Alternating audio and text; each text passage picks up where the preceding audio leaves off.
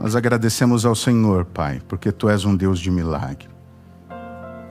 Como acabamos de cantar, nós queremos agradecer ao Senhor nesse dia, pelo privilégio, pela oportunidade de estarmos aqui para Te adorar, para Te buscar. Deus e Pai, somente o Senhor sabe e conhece como cada um de nós aqui chegou nessa manhã. Só o Senhor tem esse poder. E diante disso nós suplicamos a Ti, bom Deus e Pai, que o Senhor visite a cada um de nós, de modo especial e particular. Que o Senhor traga, bom Deus e Pai, de modo personalizado, a resposta, a cura, a restauração, o recomeço, conforme cada um de nós aqui precisa. Por favor, Pai, tem misericórdia de nós. Mais uma vez clamamos pela iluminação do Teu Espírito, para que ao abrirmos a Tua palavra, ela possa falar ao nosso coração, nos trazendo esperança e perseverança, para que continuemos caminhando nesse mundo até a Sua volta. Oramos e agradecemos em nome de Jesus, o nosso Senhor e Salvador. Amém. Sejam todos bem-vindos à Nova Semente. Essa aqui é uma comunidade da Igreja Adventista do Sétimo Dia, que existe com o propósito de que a cada encontro que aqui nós temos, todos juntos, tenhamos uma experiência real e transformadora com o nosso Deus. Muito feliz pela sua presença. Enquanto estava ali atrás, eu ouvi o Léo logo no início pedindo para que, se houvesse algum lugar reservado, dentro da possibilidade, que nós disponibilizássemos esse local, porque tínhamos muitas pessoas ali fora. E nós louvamos a Deus e agradecemos a Deus por sua presença aqui. Cláudia, você está por aqui hoje? Cláudia, Mato Grosso do Sul. Cláudia, seja bem-vinda. E ao estender esse cumprimento, eu faço de modo extensivo e representativo para todos vocês que nos visitam, sejam aqui de São Paulo, sejam de outros estados. Vocês são muito bem-vindos e nós esperamos e desejamos que essa não seja a sua primeira estada conosco aqui, mas que vocês possam estar outras vezes. A Cláudia participou conosco da classe Começos, a classe online que temos às quintas-feiras, e apenas aproveitando, a classe Começo será retomada no mês de fevereiro, dia 19 de fevereiro. Iniciaremos a nova turma online no sábado 21 de fevereiro, presencial, aqui às 15h30, e fica aí então o recadinho. Logo mais começaremos a fazer a divulgação nas nossas redes sociais, no nosso Instagram, para que aqueles que querem estudar a Bíblia, se preparar, quem sabe, para o batismo também, possam participar. Obrigado pela presença, Cláudia. Um outro recadinho, hoje nós retomamos o nosso Sementinha, então, logo após o momento da nossa adoração aqui no culto, continuaremos a adoração no Conviva, aqui, e no segundo andar, o piso onde nós temos a classe para os nossos infantis até os adolescentes. Então, hoje estamos retomando o Sementinha e também as nossas reuniões do Conviva aqui em grupo. Esses são os nossos recados hoje. Vamos então à palavra de Deus. Como eu gosto sempre de dizer, Romanos 10:17 nos diz que a fé vem pelo ouvir e o ouvir da palavra de Deus. Nós estamos finalizando hoje a nossa série, a série Recomeços. E hoje então nós vamos ter o nosso último estudo, a nossa última mensagem sobre essa série. Eu gostaria de te perguntar, como tem sido o seu início de ano? O pastor Israel disse aqui no momento da oração intercessora, nosso terceiro sábado desse ano. Como tem sido o seu início de ano? Muitas mudanças? Não, nenhuma mudança. Como tem sido o seu início de ano? Você recomeçou em alguma área da sua vida? Você mudou alguma coisa? O intuito dessa série foi nos possibilitar refletir e pensar um pouquinho sobre isso, sobre a oportunidade, a necessidade que temos de recomeçar. No primeiro tema falamos sobre tempo de esperança. E entendemos que Deus, Ele proporciona para mim e para você essa esperança. Lamentações 3, de 19 a 24. Esse foi o texto base. E ali Jeremias, no versículo 24, diz que Deus é a nossa porção, Ele é a nossa esperança. No segundo tema falamos sobre recomeços, tempo de abandonar. Hebreus 12, de 1 a 3 foi o texto base. E ali o texto nos aconselha a permanecermos caminhando, olhando firmemente para o autor e consumador da nossa fé, que é Jesus Cristo. Ali o texto diz que você não deve olhar e se basear na vida de um pastor, na vida de um líder, na vida de um parente, Embora nós possamos e devamos ter essas pessoas ou pessoas como referenciais, o texto bíblico diz que o nosso foco deve estar em Cristo. E se permanecermos olhando para Cristo, consequentemente, em um momento ou outro da minha e da sua vida, se permitirmos de fato e de verdade que o Evangelho e a palavra de Deus nos alcance, Ele fará com que eu e você abandonemos e deixemos de lado algumas coisas que nos atrapalham na nossa maratona, na nossa corrida, na nossa caminhada rumo aos céus. No terceiro tema, estudamos sobre recomeços, tempo de obedecer, no sábado passado. E nos baseamos na história de 3 grandes nomes da Bíblia: Abraão, Josué e Daniel. Abraão, Gênesis capítulo 12, Josué capítulo 1, versículo 8 em diante, e também ali no livro do profeta Daniel, o Apocalipse do Antigo Testamento, Daniel capítulo 1, verso 8. E vimos pela graça de Deus em sua palavra a necessidade de obediência. E como a obediência impactou não só a vida desses homens, mas das pessoas que viviam ao redor dele. E queridos, nós precisamos entender que obediência na Bíblia nada tem que ver com legalismo, como muitos pensam. Afinal, o próprio Cristo disse em São João 14,15, João registrou as palavras de Jesus: se me amais, guardareis os meus mandamentos. Portanto, de acordo com a Bíblia, obediência tem que ver com amor, não tem que ver com legalismo. E esses homens obedeceram a Deus. Recomeçar à luz da Bíblia não é apenas eu e você tentarmos mudar o nosso presente, mas é perseverarmos, confiando no futuro que Deus tem prometido para mim e para você. Mas será que o futuro que nós temos colocado pelo mundo diante de nós, ele é tão animador assim? É por isso que nós vamos nos voltar para a Bíblia e entender qual é o futuro que Deus nos oferece. Recomeçar com Deus é viver o presente com esperança, confiando que o futuro está seguro nas mãos de Deus, e não nas mãos dos homens, mas nas mãos de Deus. E hoje, pela graça de Deus, nós vamos refletir sobre esse tema, recomeços, tempo de perseverar. Nós vamos entender o que é que a Bíblia nos apresenta sobre essa possibilidade. O Léo comentou e falou um pouco, e o pastor Israel também falou um pouquinho disso. No mundo em que eu e você vivemos, nós nos deparamos com sofrimentos, com desafios, com dificuldades. Muitas vezes nos deparamos com momentos de tristeza. Mas se nós tivermos esperança, a perspectiva de dias melhores, nós vamos conseguir viver nesse mundo com propósito e alegria. Você já ouviu falar com certeza em um homem chamado Franklin Roosevelt? Ele foi um dos presidentes dos Estados Unidos. E ele governou aquela nação entre 1933 até 1945. E esse foi um período bastante difícil daquela nação, daquele povo. E houve um momento na vida de Roosevelt que ele foi acometido pela poliomielite. E Roosevelt não conseguia sequer caminhar sem a ajuda de uma pessoa, sem ser amparado e carregado por uma pessoa. Mas o interessante é que mesmo em um cenário tão difícil como esse, ele dizia: sempre nos apegamos à esperança, à crença, à convicção de que há uma vida melhor, um mundo melhor além do horizonte.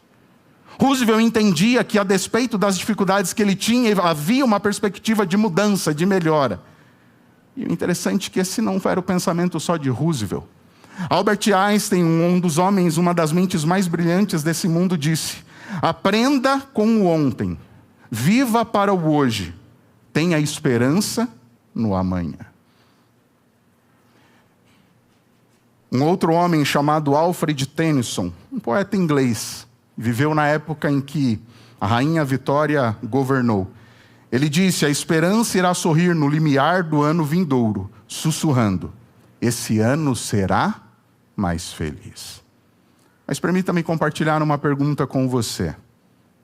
Será que no início desse ano de 2026, nós podemos crer e acreditar de fato e de verdade que um ano melhor me espera e te espera? Será que nós podemos acreditar nisso? Ontem à noite eu comecei a ver algumas imagens no Instagram de alguns jornais, noticiários. E eu vi, por exemplo, 2 carros sendo engolidos por um córrego aqui na nossa cidade, zona sul de São Paulo. E pelo que eu entendi, 2 pessoas pelo menos perderam a sua vida e me parece que havia uma pessoa desaparecida. A iminência de uma nova guerra ou não no Oriente Médio. A guerra que acontece entre Ucrânia e Rússia há mais de 3 anos e parece que isso é normalizado. Nós parece que não nos espantamos quando a guerra eclodiu, quando ela surgiu. Será que o mundo realmente apresenta para mim e para você uma perspectiva de um amanhã melhor? Se nós olharmos para o nosso cenário sociopolítico, socioeconômico, única e exclusivamente, queridos, me perdoe, a minha perspectiva é de que não há esperança de melhoria, pelo contrário, é só de piora. Mas quando eu e você nos voltamos para a palavra de Deus, a Bíblia apresenta para mim e para você uma nova perspectiva, a esperança cristã, que diz que a minha e a sua vida não está confinado a esse momento presente, mas que Deus nos promete algo melhor. Naturalmente, você deve se lembrar do que Paulo disse na Bíblia Sagrada. Lá na primeira carta dele aos Coríntios, capítulo 15, verso 19, ele diz: olha, se a nossa esperança em Cristo se limita apenas a essa vida, nós somos as pessoas mais infelizes do mundo. Em outras palavras, queridos, o que Paulo estava nos dizendo é que o Evangelho não foi feito para caber apenas dentro do agora, dentro do aqui e o agora, da nossa perspectiva, mas o Evangelho, a promessa de Deus, ela traz uma perspectiva que vai além. E é interessante que Jesus Cristo, enquanto viveu nessa terra, contrariando a lógica do mundo, Jesus disse algo que apresenta essa mesma perspectiva, só que com palavras diferentes. Mateus registrou as palavras de Cristo em Mateus 26:16, onde Cristo disse: pois do que adianta, Anderson, o homem ganhar o mundo inteiro e perder a sua vida? Anderson, de que adianta você conquistar e alcançar todos os seus objetivos nesse mundo? E por mais sólidos e concretos que eles sejam, eles são efêmeros e passageiros. Tudo isso um dia acaba. De que adianta você realizar tudo aqui e perder a vida eterna? Pedro, no capítulo 2, versículo 11 da sua primeira carta, ele diz, queridos, de modo bastante claro e objetivo, que somos peregrinos e forasteiros nesse mundo. Portanto, estamos aqui apenas o quê? De passagem. O local da nossa habitação não é aqui. Nós vivemos nesse mundo, mas não pertencemos a ele definitivamente. A nossa identidade não deve ser moldada pelo nosso endereço atual, mas pelo destino final, que é o céu.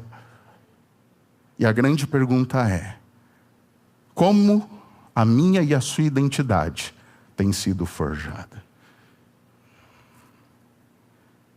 Convido você, abra a sua Bíblia por gentileza. Carta aos Hebreus, capítulo 13.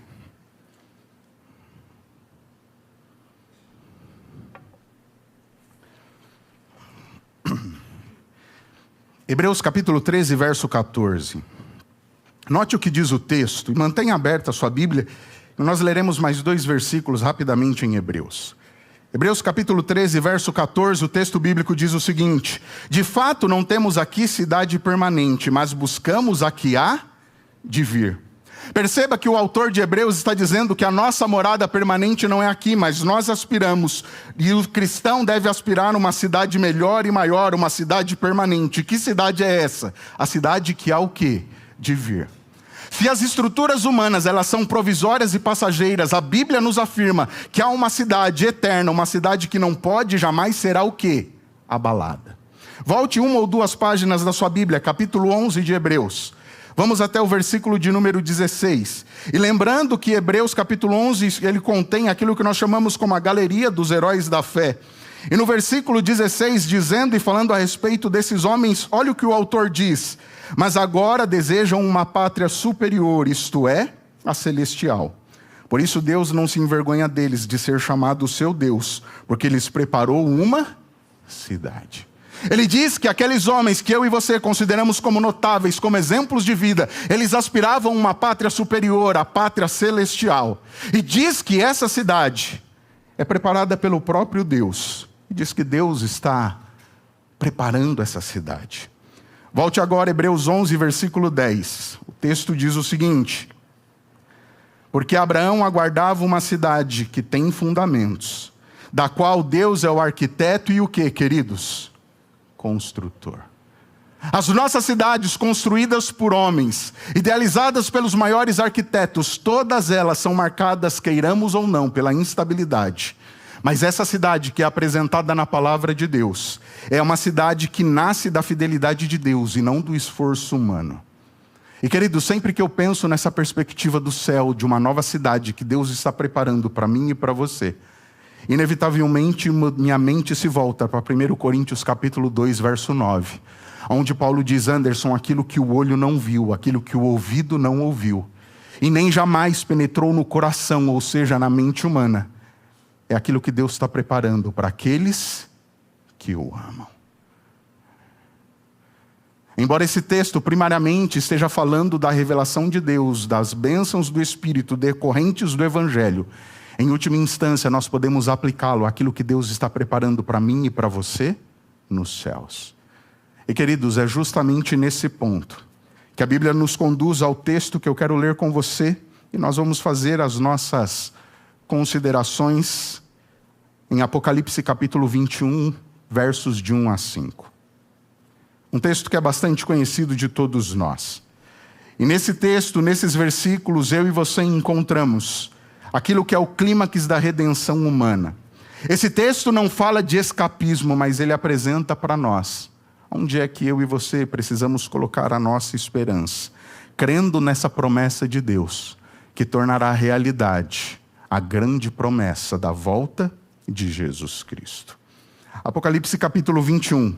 Quero ler com vocês do verso 1 ao verso 5. O texto bíblico nos diz: E vi novo céu e nova terra, pois o primeiro céu e a primeira terra passaram, e o mar já não existe. Vi também a cidade santa, a nova Jerusalém, que descia do céu da parte de Deus, preparada como uma noiva enfeitada para o seu noivo. Então ouvi uma grande voz forte que vinha do trono e dizia: Eis o tabernáculo de Deus com os seres humanos. Eles serão povos de Deus, e Deus mesmo estará com eles, e será o Deus deles. E lhes enxugará dos olhos toda lágrima. E já não existirá mais morte, já não haverá luto, nem pranto, nem dor, porque as primeiras coisas passaram. E aquele que estava sentado no trono disse: Eis que faço novas todas as coisas.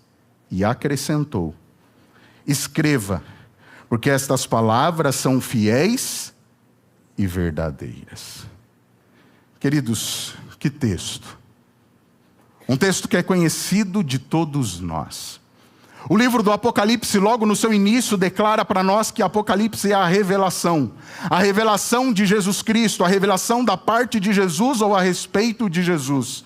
E quando nos voltamos a esse livro, nós vemos que existe uma mensagem, e toda a mensagem desse livro é destinada a 7 igrejas, que representam a história ao longo do tempo, desde o primeiro século até o momento final da volta de Cristo. E a mensagem apresentada toda do livro de Apocalipse é destinada a essas igrejas e destinadas a todos os cristãos ao longo do tempo. E elas apresentam para nós não só uma perspectiva histórica, mas também uma perspectiva escatológica, ou seja, as coisas que acontecerão no tempo do fim. Na Bíblia, embora eu e você tenhamos apenas 4 evangelhos, Mateus, Marcos, Lucas e João, nós podemos encarar naturalmente e entender que Apocalipse é como se fora o 5º evangelho. Porque se os 4 primeiros evangelhos, Mateus, Marcos, Lucas e João, apresentam a perspectiva, a concretização, a realização do ministério de Cristo aqui na terra, Apocalipse se apresenta para mim e para você o que Cristo faz por mim e por você no céu, hoje. Ele apresenta apenas uma outra perspectiva, mas continua nos dizendo e nos falando a respeito do ministério de Cristo. Os versos 1 e 2 diz: Vi novo céu e nova terra. E João diz, porque a primeira terra e o mar já passaram. No verso 2 ele reafirma: Vi também a cidade santa, a nova Jerusalém. Ela descia do céu da parte de Deus, preparada como uma noiva enfeitada para o noivo. João aqui nos diz que o primeiro céu e a primeira terra passaram, e então surge algo novo.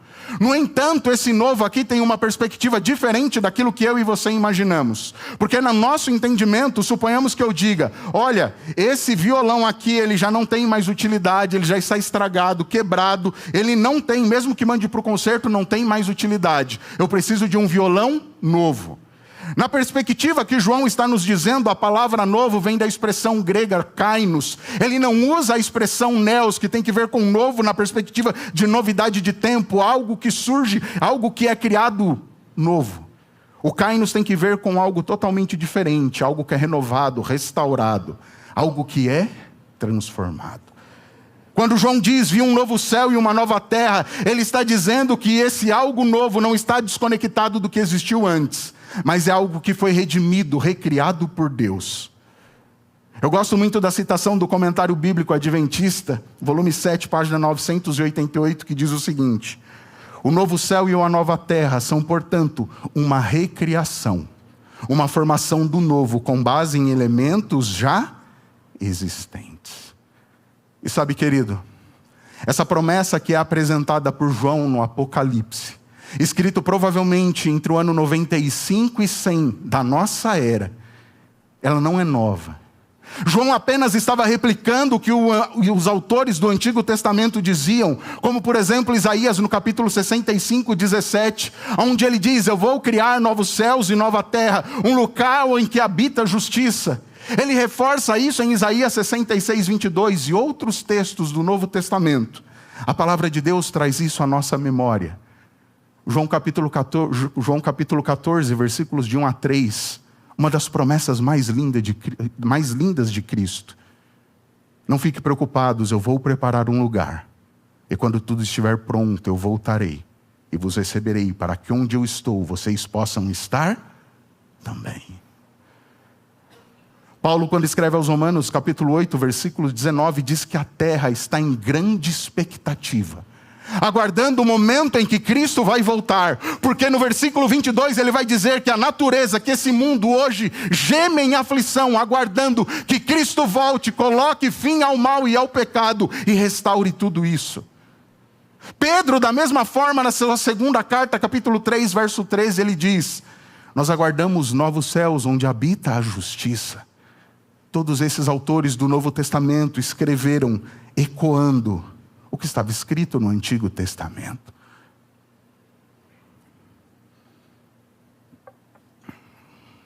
Há uma expressão interessante no final do versículo 1. João diz, e o mar já não existe. O interessante dessa expressão, quando João diz, e o mar já não existe, nós temos duas possibilidades de entendimento. A primeira, no novo céus e na nova terra, talvez nós não tenhamos realmente a disposição do mar como conhecemos na nossa perspectiva no nosso planeta. Essa é a primeira interpretação. Mas a segunda tem que ver como o mar representando sofrimento, opressão, angústia, perseguição. Você se lembra quando João escreve o livro do Apocalipse, ele está em Patmos, uma ilha. E essa ilha era rodeada naturalmente pelo mar. O mar causava o distanciamento e a separação entre João e os seus amados, entre João e as suas igrejas, entre João e as pessoas. E se nós voltamos para o próprio livro do Apocalipse, capítulo 12, verso 18, capítulo 13, verso 1, capítulos 17, de 1 a 6, nós vamos perceber que dentro do próprio livro, nesses textos, nós encontramos opressão e perseguição ao povo de Deus. Portanto, quando João diz, e o mar já não existe, há uma grande possibilidade de que ele esteja dizendo, o mal já não nos assola, já não nos persegue. Queridos, Apocalipse 21 nos ensina que Deus não abandona a criação, mas que Ele a recria. O plano original de Deus é restabelecido. Aquilo que Deus tinha como ideal quando cria os nossos primeiros pais no Adão e Eva no jardim do Éden, Ele nos reconduz ao plano original da sua criação. O versículo de número 3 continua dizendo, então ouvi uma forte voz que vinha do trono e dizia, eis o tabernáculo de Deus com os seres humanos, Deus habitará com eles, eles serão povos de Deus, e Deus mesmo será o Deus deles. Queridos, aqui é algo interessante. Aqui nós encontramos aquilo que é o coração da Bíblia. A promessa que Deus estará conosco e viverá conosco para todo sempre. Essa promessa é tão maravilhosa porque ela nos diz que o céu não é definido por ruas de ouro, mas pela presença restaurada de Deus. O que importa para nós no céu não é se as ruas serão de ouro, se nós teremos casas lindas e perfeitas, mas o clímax, a grande bênção do céu será a presença de Jesus Cristo. Você já parou para pensar e refletir? Por que você quer o céu? Por que eu quero o céu? Eu quero o céu por aquilo que tem lá? Ou eu quero o céu por quem está lá? Eu almejo e desejo o céu para estar na presença de Deus para todo sempre? Ou eu almejo e desejo o céu porque eu estarei livre das dores e das mazelas desse mundo de pecado? Nós precisamos almejar o céu pela presença de Deus. No Éden, o texto bíblico nos diz que todos os dias Deus visitava os seus filhos, Adão e Eva. Mas quando o pecado entrou no mundo, Isaías 59:2 diz que houve separação, e o pecado causa separação entre Deus e o homem.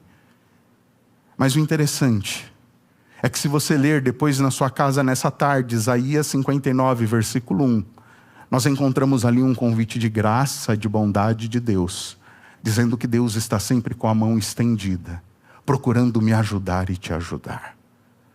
A grande questão ao longo do tempo é se eu e você estamos dispostos a aceitar o convite da graça de Deus. Queridos, ao longo de toda a Bíblia, o grande desejo de Deus sempre foi o de habitar com o seu povo. Deus sempre quis habitar conosco. Ele quer habitar comigo, Ele quer habitar com você. No Êxodo, quando o povo saiu do Egito, foi assim, ele disse, Êxodo 25:8, e me farão um santuário para que eu possa habitar no meio de vós. João registra no capítulo 1 do seu livro, quando Cristo vem a esse mundo, em João 1,14 ele diz, e o verbo de Deus se fez carne e habitou entre nós. Ou seja, aquilo que foi apresentado através do santuário, de um modo pedagógico, no livro do Êxodo, em João, no Novo Testamento, é tornado mais próximo e real, com a presença de Cristo de modo temporário, vivendo entre nós, próximo de nós.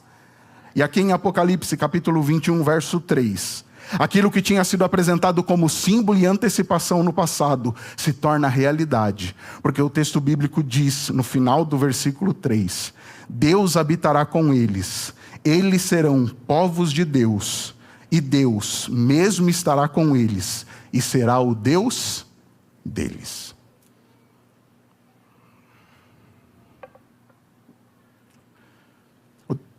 O texto aqui nos diz e nos apresenta que Deus agora Ele não apenas visita, mas que Ele permanece ao nosso lado.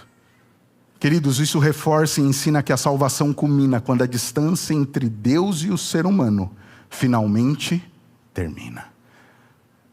Isso nos indica e nos mostra que quando a distância entre Deus e o homem, ela for completa, ela não mais existir de um modo pleno, porque Deus hoje por meio do Espírito está perto de mim e de você. O texto diz, o seu nome será Emanuel, que quer dizer Deus conosco. Quando Cristo ascende, Ele fala, é necessário que eu vá, para que então o Consolador venha. Vocês não ficarão órfãos, mas de modo pleno e completo.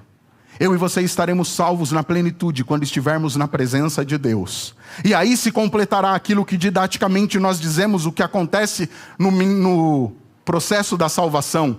Fomos justificados, santificados, redimidos e glorificados, estando na presença de Deus e vivendo na presença dEle para sempre. O versículo de número 4, na minha humilde opinião, contém uma das maiores promessas e mais lindas da Bíblia. Porque nesse versículo nós encontramos o final do sofrimento. E o texto bíblico diz, e lhes enxugará dos olhos toda lágrima, e já não existirá mais morte, já não haverá luto, nem pranto e nem dor, porque as primeiras coisas passaram. Você já chorou na sua vida? E daqui da frente eu pude ver o sorriso de canto de boca de alguns, como que dizendo, pastor, mas que pergunta boba. Você chorou essa semana? Você chorou essa noite? tem te feito chorar nesse mundo? O que já te fez chorar?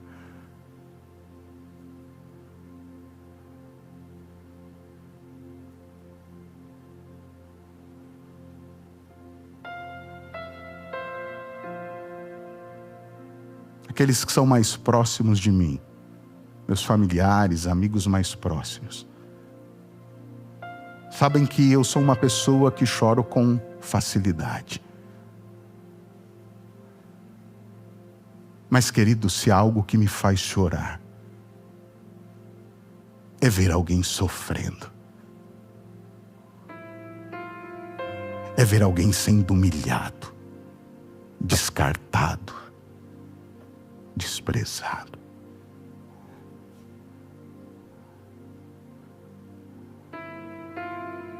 E infelizmente, quando eu e você nos deparamos com um noticiário, com um jornal, inevitavelmente, nós nos deparamos com cenas, com situações, que muitas vezes trazem lágrimas aos nossos olhos. Situações que, por causarem dor às pessoas, sofrimento, elas nos fazem parar e pensar: até quando, Senhor? Até quando? Como eu disse na oração inicial, eu não te conheço, ao ponto de saber quais são as suas lutas e sofrimentos. Eu vou conhecer e saber disso naturalmente, se em algum momento você me procurar e compartilhar algo que acontece com você, ou se alguém comentar isso comigo. Mas sabe, queridos,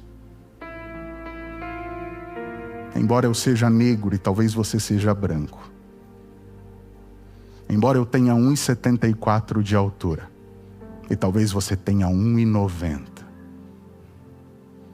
independente das nossas diferenças que são notadas visualmente, na essência, todos nós, em um momento ou outro nesse mundo, nós sofremos, nós choramos. Mas a Bíblia traz uma esperança, uma promessa para mim e para você. E o texto de Apocalipse 21:4, ele nos conforta porque ele garante que a esperança cristã não nega a dor presente, mas ela garante que essa dor não vai ser eterna. Não foi apenas João que disse isso. Isaías, no capítulo 25, verso 8 do seu livro, ele diz que Deus colocará fim à morte, às lágrimas e à dor. A Bíblia não ignora e não diz que a dor é pequena, mas ela diz que a dor não vai ter, que a dor vai ter fim. Ela não vai durar para sempre. Ela vai passar. Paulo, quando escreve aos Coríntios, capítulo 15, versículos 54 e 55, Paulo diz que a morte ela foi extirpada. A morte já não mais existe. Ele diz que aqueles que morreram vão receber um corpo novo, incorruptível. E a grande pergunta vai ser: onde está, ó morte, a sua vitória? Onde está, ó morte, o seu aguilhão? Morte, cadê o seu poder? Você foi destruída pelo poder de Deus.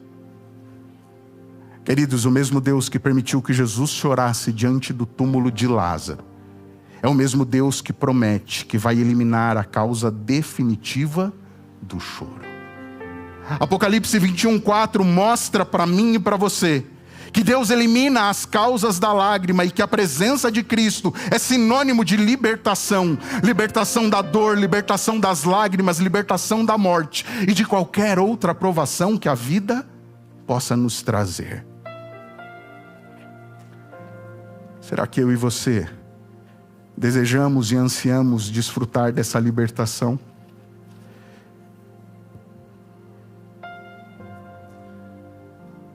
Deus não ignora as lágrimas que eu e você vertemos, de modo algum. Ele a contempla. E o Salmo 56:8 diz que Ele recolhe essas lágrimas e Ele coloca em um odre. Mas sabe o que é interessante no Salmo 56:8? é que a primeira parte do texto ele diz: Senhor, o Senhor contaste os meus passos quando eu fui perseguido. As lágrimas que eu verto, o Senhor recolhe nesse odre. Se Deus conta os passos, é sinônimo de proximidade, Ele está comigo. Ele vê as lágrimas que eu verto, a dor e o sofrimento que eu e você enfrentamos nesse mundo maldito, afetado e infectado pelo pecado. Mas Ele não vê e contempla distante. Ele não é alheio ao nosso sofrimento. Ao estar perto de mim e de você, Ele quer me ajudar, Ele quer te ajudar. Queridos, independente do que tem te feito chorar, ao lermos a Bíblia, por exemplo, em Apocalipse 21:4, e no Salmo 56, verso 8, nós precisamos entender que se Deus enxuga as lágrimas, é porque Ele esteve perto quando essas lágrimas caíam. Deus não me deixa só, Deus não te deixa só. E como eu sempre digo, isso não é coisa da minha cabeça. Isaías 57:15 diz: porque assim diz o alto, o sublime, o que habita a eternidade, cujo nome é santo. E eu sempre gosto de colocar o meu nome, porque eu gosto de pensar Deus dizendo para mim: Anderson, eu habito no alto e santo lugar, mas habito também com você, filho, com um contrito e abatido de espírito. E sabe qual é o objetivo e o propósito de eu habitar com você, Anderson? Para vivificar o espírito dos abatidos e vivificar o coração dos contritos. Você chegou aqui hoje chorando, triste? Aceite o convite de Cristo. Ele quer habitar com você e restaurar a sua vida. No versículo 5 nós encerramos, o texto diz: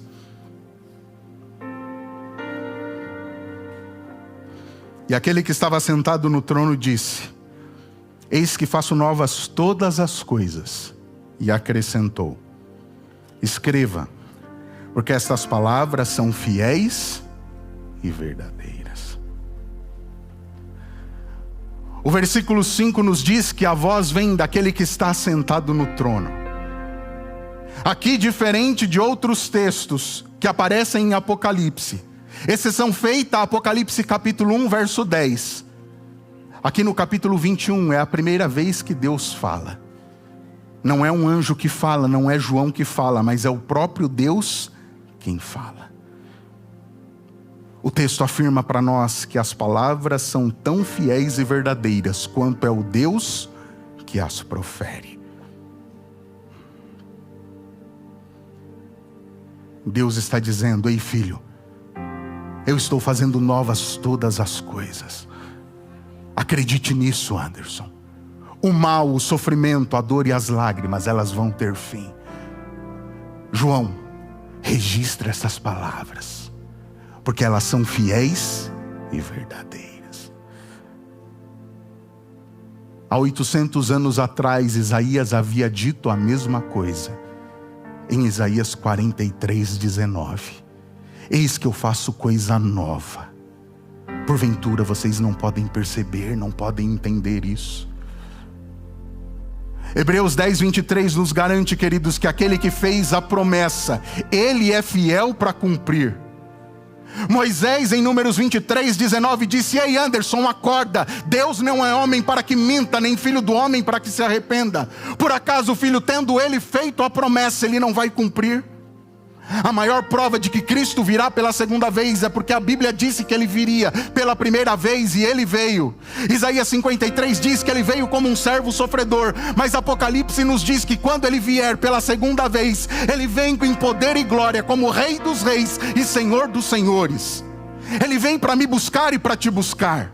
Eu não sei quais são os seus planos, quais são os seus propósitos, mas o grande plano que Deus quer que eu e você tenhamos é que nós habitemos na presença dEle para todo sempre. Apocalipse versos de 21-5 nos ensinam que o novo de Deus não é substituição, mas é restauração.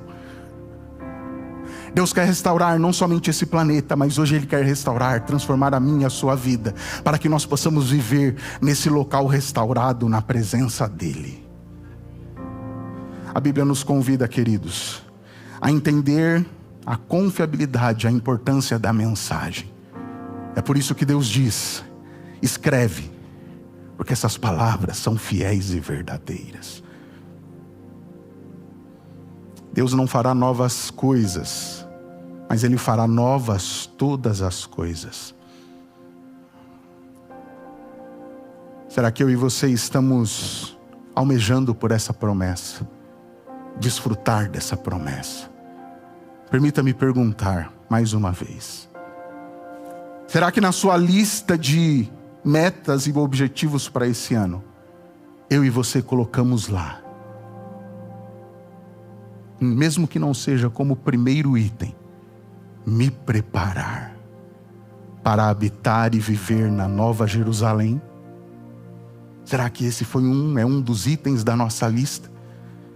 Ou será que quando pensamos na nossa lista, ela se restringe a este mundo, a essa vida? Creia, queridos, o futuro não é incerto para quem confia na fidelidade de Deus. Apocalipse 21 e todo o livro de Apocalipse, ele não foi escrito apenas para ser estudado, mas ele foi escrito para ser vivido, para ser um sustentáculo da nossa fé hoje, no nosso presente, para que perseveremos em seguir ao Senhor e nos preparemos para nos encontrar com Ele. A esperança do novo céu e da nova terra, ela jamais nos alienará do mundo, mas ela nos ensina a viver nesse mundo com justiça, com esperança, com fidelidade e também com perseverança, aguardando a volta do nosso Rei. Encerrando essa série, eu te convido a crer no seguinte: recomeçar biblicamente não é criar um futuro melhor com as nossas próprias mãos, mas é viver o presente, o hoje, confiando naquele que disse: eis que faço novas todas as coisas. E me permita encerrar a mensagem de hoje com um texto que eu acho um dos mais lindos e belos, que fazem menção à volta de Cristo. Livro O Grande Conflito, páginas 559 e 560. O grande conflito terminou. Pecado e pecadores não mais existem. O universo inteiro está purificado. Uma única pulsação de harmonia e felicidade vibra por toda a vasta criação. Daquele que tudo criou emanam vida, luz e alegria por todos os domínios do espaço infinito. Desde o minúsculo átomo até o maior dos mundos, todas as coisas, animadas e inanimadas, em sua serena beleza e perfeita alegria, declaram que Deus é amor.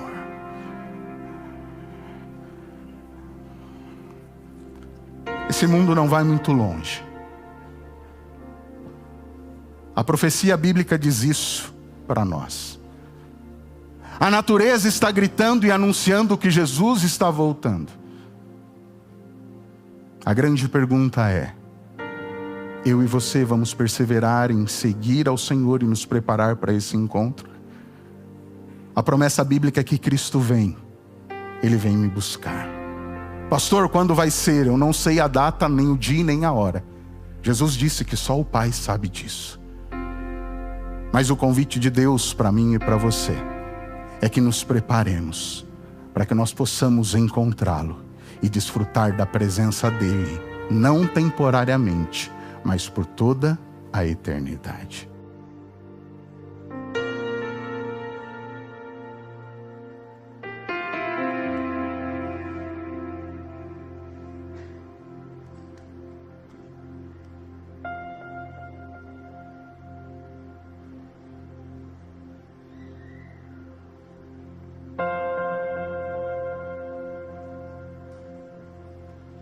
De tudo, Pai, volta para que nós possamos estar na Tua presença por toda a eternidade. Para que nós vejamos cumpridas em nossa vida a promessa bíblica de que nós estaremos com o Senhor, de que o Senhor será o nosso Deus para todo sempre, Pai. Paulo diz que hoje nós o contemplamos como que por um espelho, mas nós queremos te contemplar face a face. Mas, Senhor, sabemos que até que esse momento se concretize e se realize, nós precisamos continuar caminhando com fé, de modo perseverante ao seu lado. A Bíblia diz que o Senhor conhece a nossa estrutura, Pai. O Senhor sabe que somos pó, somos limitados, mas a promessa bíblica é de que se nós nos achegarmos ao Senhor cada vez mais, o Senhor vai se achegar a nós, nos transformar, nos fortalecer.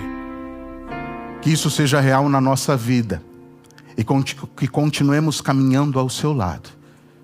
E que dentro em breve todos nós possamos olhar para os céus e dizer: eis o nosso Deus a quem tanto aguardávamos. E que nós, como teu povo, possamos ouvir da tua boca, Pai: bem está, servo bom e fiel. Vinde e possuí o reino que está preparado para vocês. Nós clamamos e pedimos isso, em nome do nosso Senhor e Salvador, em nome daquele que em breve vem, Cristo Jesus. Amém, Senhor. Essa é a nova semente, uma experiência real e transformadora com Deus. Nós desejamos que você possa ter um excelente restante de sábado, uma semana feliz e abençoada na presença de Deus.